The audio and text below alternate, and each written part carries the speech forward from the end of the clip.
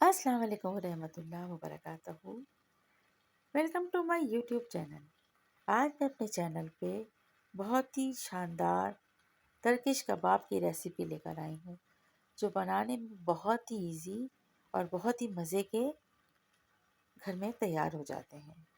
इस रेसिपी को बनाने के लिए हमें बहुत थोड़े से चीज़ों की ज़रूरत होती है, लेकिन इसका टेस्ट बहुत ही उम्दा होता है।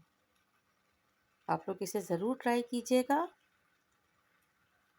टर्किश कबाब बनाने के लिए हमने जो चीज़ें यहाँ पर इस्तेमाल की हैं वो है बीफ कीमा, जो मशीन से निकाला हुआ है चिकनाई के साथ, 1 अदद प्याज, नमक, 4-5 लहसुन की जवें, 2 हरी मिर्च, हाफ शिमला मिर्च रेड और हाफ ग्रीन।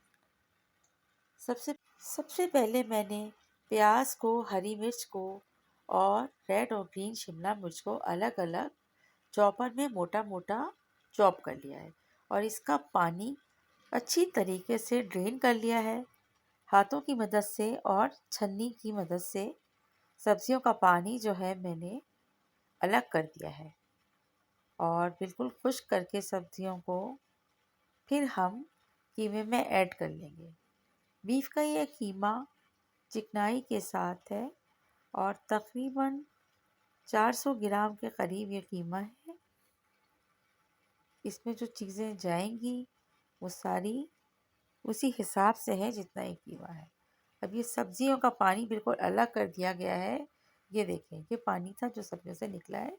और अब कीमे में ये तमाम चीज़ें मिलाने के बाद हम तकरीबन 1 से सवा टी स्पून पेपरिका पाउडर मिलाएंगे।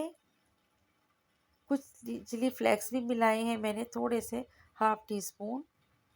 और इसको अब अच्छी तरीके से हम हाथों से मिक्स कर लेंगे।